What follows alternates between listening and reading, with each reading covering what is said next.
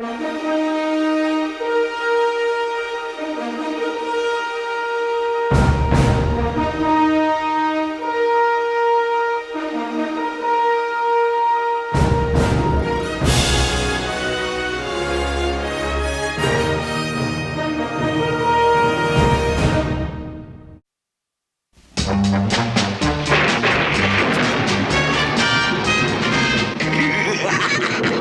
turn up the rectifier to 9,000 volts.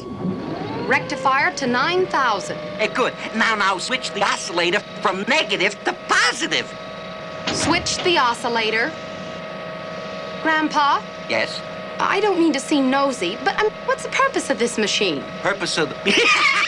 I'm going to take electricity out of the air and store it. We'll never have to pay another light bill. I'm going to try and attract the lightning right now. I got it! I got it! I got it! Herman, I think you ought to take that toaster to the store and have it fixed right. Now, Lily, dear, they don't call me Handy Herman for nothing. Oh, this toaster fixed and 3 shakes of a cat o' nine's tails. Hey, Pop, we have a new English teacher at school, and I've got to write a composition. Would you help me? Just as soon as I finish this toaster for your mother. Now, I'm going to transfer the stored electricity in this machine and connect it to the house wires. Now, go back there and man the controls. There we go. That'll do it.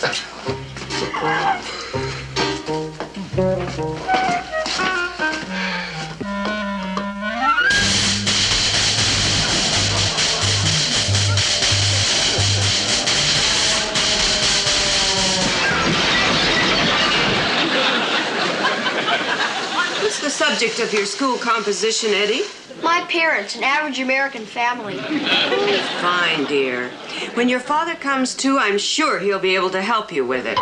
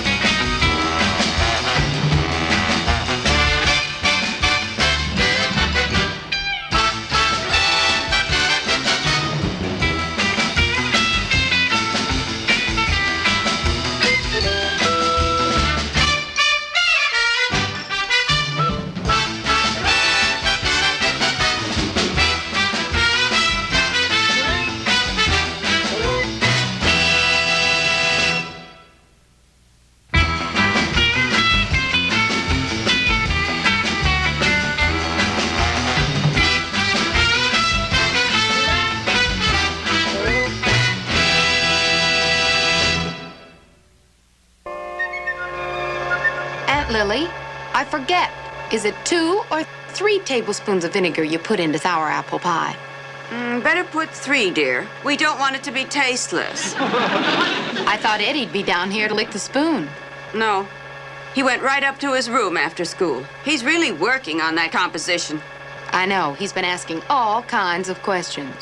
I think it'll be good. I bet when his teacher reads about this family, her eyes will really pop out.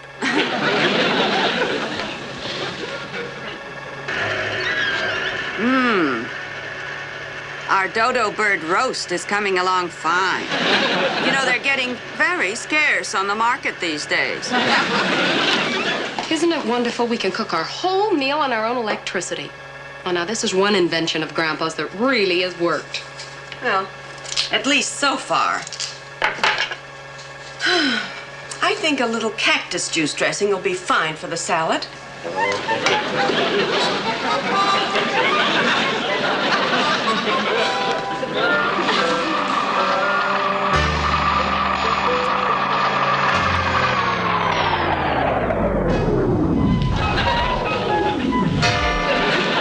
Oh, dear. I'd better tell Grandpa his electricity is off.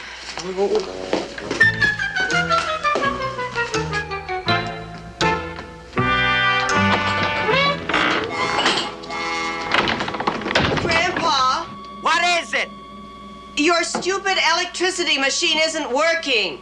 And we're trying to fix dinner. Oh, Lily, please, I'm working on it. You'll have all the electricity you want in just a minute.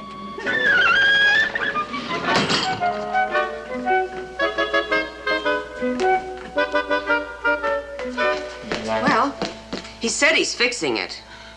But I wish he'd waited a while before he wrote that nasty letter to the electric company. Here we go.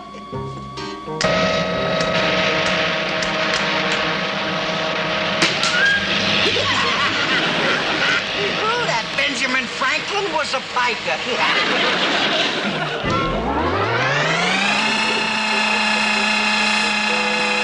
Oh, there we are. Everything's running again.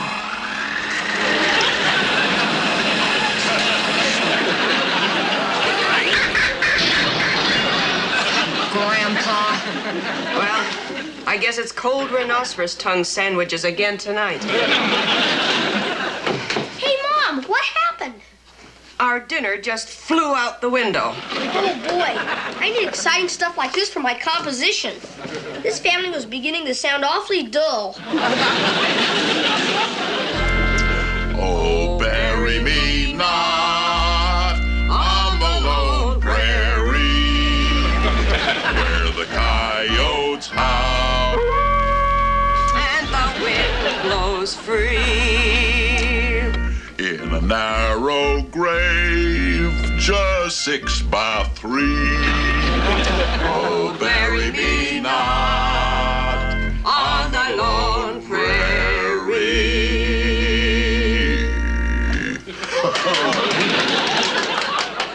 It's nice to get together and sing those old fun songs. Yeah, they just don't write them the way they used to.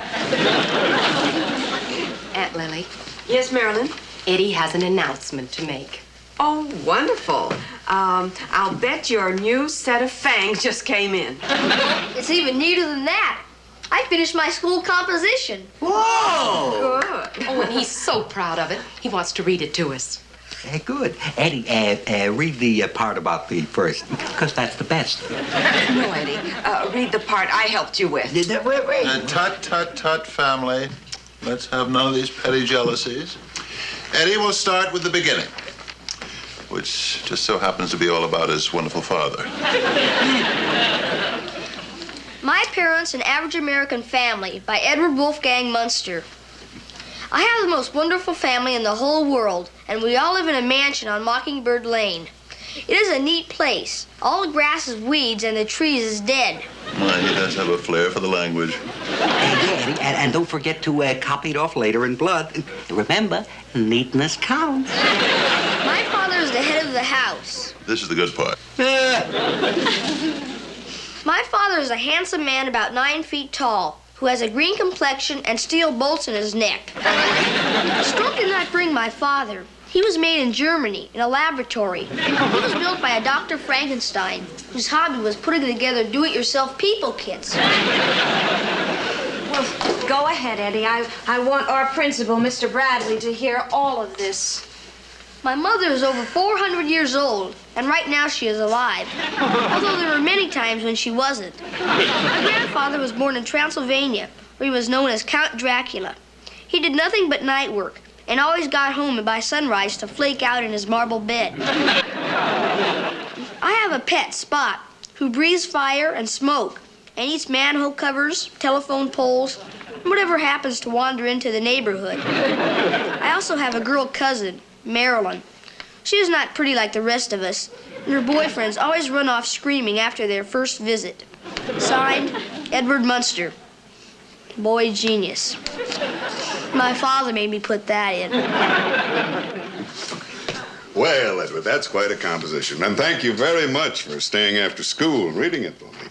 Oh, we'll let you know what your grade is later on, hmm? Does that mean I can cut out? Cut out?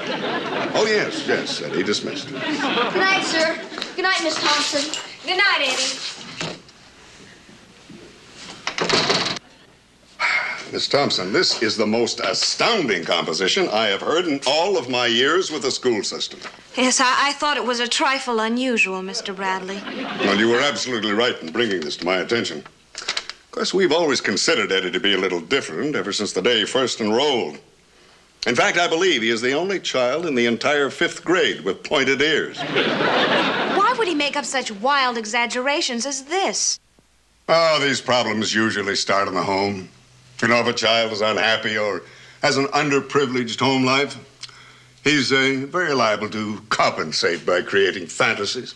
You know, how wealthy his family is, and what a great athlete his father is, stories like that. Well, we just can't let Eddie go on like this. Oh, you're right. You know, I think the way to get to the bottom of this is pay a little visit to the Munster family. And you want me to call on him? Well, inasmuch as you are a rather new teacher, Miss Thompson, I'll tell you what, I shall go along with you. Then, in case anything unusual does happen, with my experience, it won't faze me, believe me.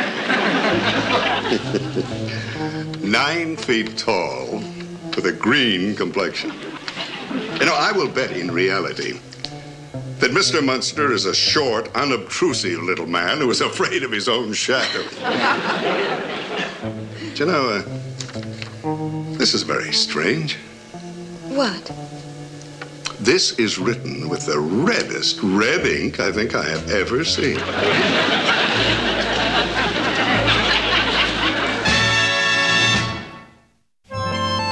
And if convenient, our principal, Mr. Bradley, and I would like to stop around after school to discuss Eddie and his composition. Sincerely, Miss Thompson. Boy, a note from the teacher. You really made a big hit with that composition. I'll bet you really made him sit up and take notice. I'll say, when I read my composition to the class, all the kids started laughing and yelling and screaming and stamping their feet. A couple of them even doubled up so bad they had to be carried out of the room. Strange the way jealousy affects some people. Well, what did your teacher say, Eddie? I guess it got her, too. She turned a little blue and choked a little, but when she got her voice back, she dismissed the class and had me read it to the principal. Well, there's no doubt about it, kid. Your composition was a literary triumph. You know what, Eddie? I'm going to make a point of leaving the parlor early today. I'll let Clyde handle my customers. I'm sure they won't complain. I'll be home too, Eddie. I just love to meet your teacher. Sure, Marilyn. I told her about you and my composition, so she'd be prepared. I'll make some black sulfur tea and bake some coffin crullers and make some spider cookies and back biscuits. That's it, Lily. Lay out the festive board. Would you guys do me a favor when the teacher and Mr. Bradley come? Oh, of course, Eddie. What is it? Well, try not to embarrass me in front of them. They embarrass you? How could we embarrass you? Well, for one thing, Mom, don't tell them I'm your little baby and mushy stuff like that. And Grandpa, don't boast about how I have royal blood in my veins. I want to sound like one of the guys. Don't you worry about us, Eddie. And Pop, don't slap the teacher on the back and tell her any of your corny jokes. Is it all right if I tell him the one about the sailor and the mermaid? You tell him that one and I'll run away from home. You just don't want me to sit there and look stupid, do you? That'd be fine, Pop. Don't you worry, Eddie. We promise that we'll be the soul of propriety and decorum. Oh, and by the way, Grandpa, if you're working down in the dungeon while we're having tea, please try not to blow up the house. If it's that important to you, I'll make every effort.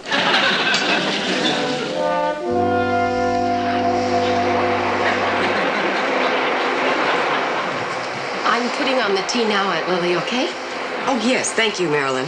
I'm just doing a little last-minute dusting.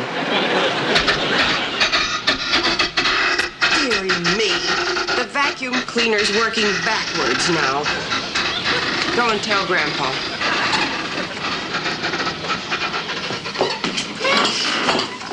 Grandpa, the vacuum cleaner's running backwards.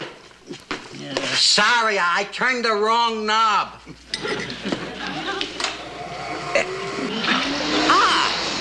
That's better.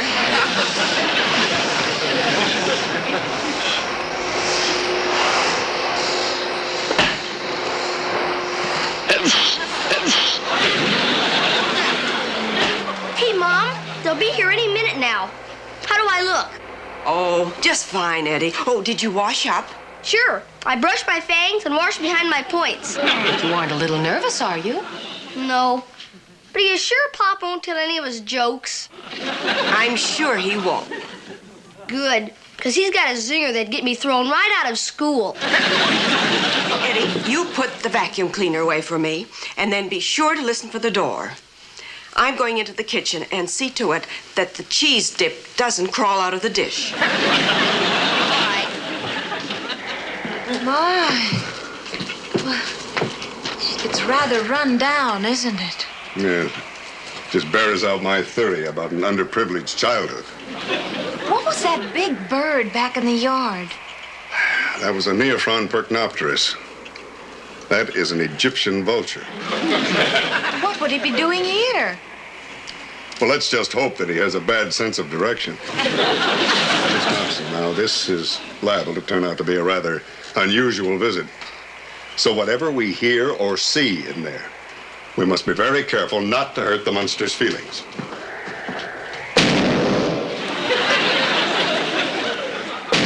I'll get it.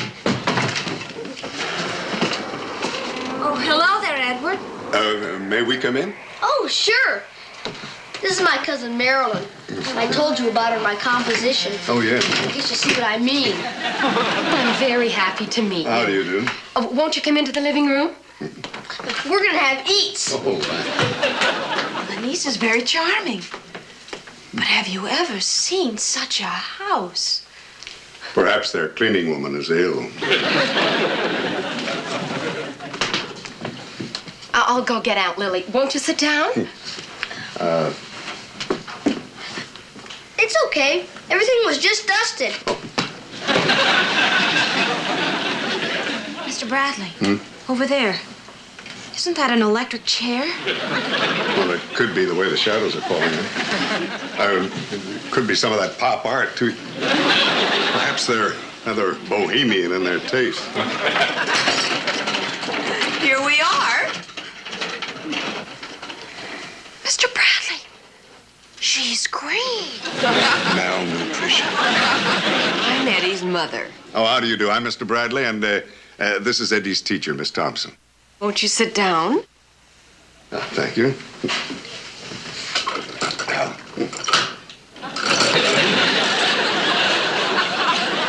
Well, now, I guess you want to talk about my little baby here. Oh, Mom, you promised. Oh, I'm sorry, Eddie. He's such a sensitive child. Eddie, Spot's in the kitchen. Why don't you go and take him out in the yard and help him bury someone? I get it. You want to talk about me. See you, Miss Thompson. See you, Mr. Bradley.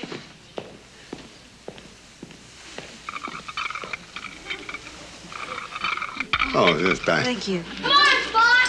Let's go.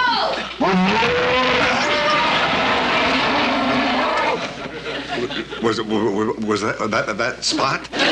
Oh, yes, you'll have to excuse him. He has a little bit of laryngitis. Have some cookies? Oh, yes. No, I don't think I'm as hungry as I thought. Eddie's grandfather is quite busy, but I asked him to pop his head up and say hello. Oh, good. That'll be nice. Marilyn?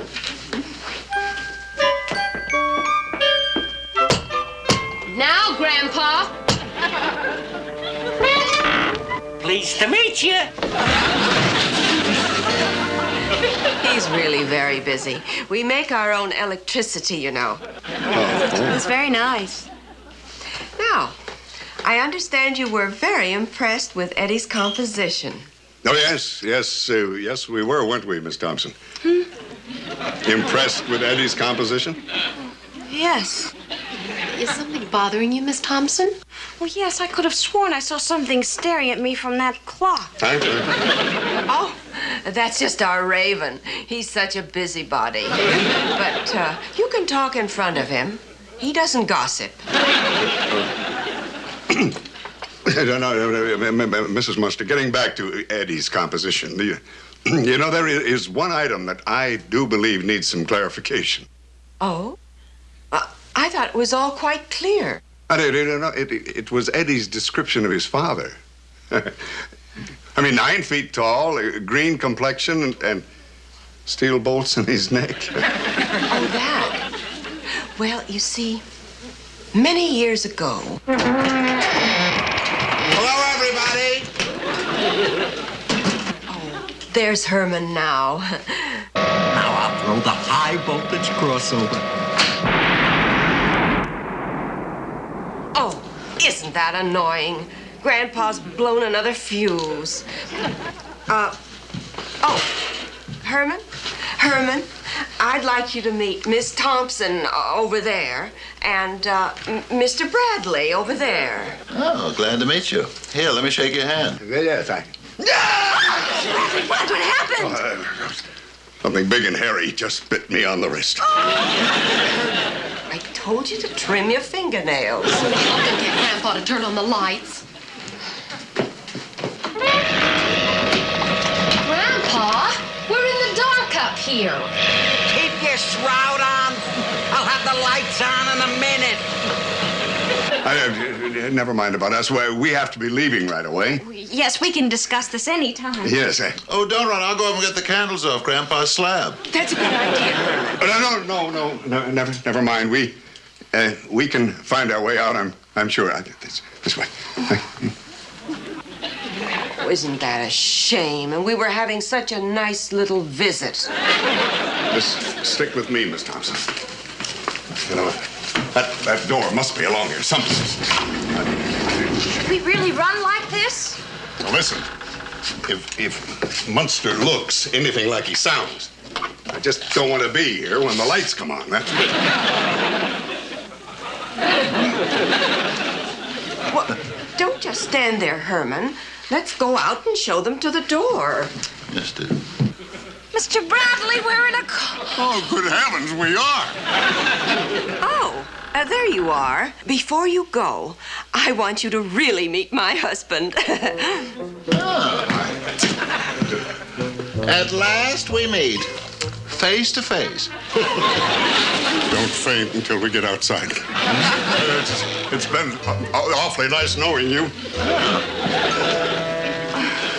Well, I certainly enjoyed our visit. Thank you. You're very welcome. Goodbye. My, what lovely people. But all the time they were here, they just seemed so ill at ease. Well, that's very understandable, Marilyn. You see, on a school teacher's salary, they don't very often get to ritzy joints like this. You're right. You're absolutely right.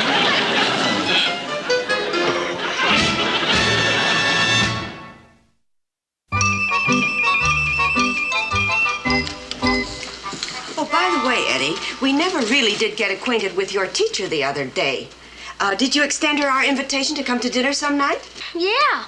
Every time I ask, she turns white and changes the subject. Well, son, I guess teachers work pretty hard. They're under quite a strain. They don't get too much time for social life. Where's Grandpa this morning? Oh, he's down in the lab. He gave up trying to make electricity. Now he's working on a water supply system so that we don't have any more water bills. Hey, that sounds neat. Yeah, but knowing your rotten old grandfather, he'll probably drown himself before he perfects it. Now, I'll drop in my instant water pill and we'll have free water all over the house. If this invention works, it'll be his greatest.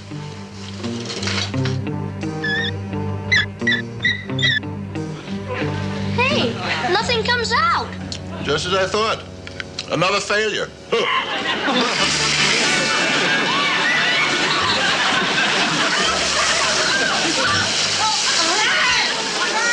aren't you going to do something? Aren't I going to do something? I certainly am.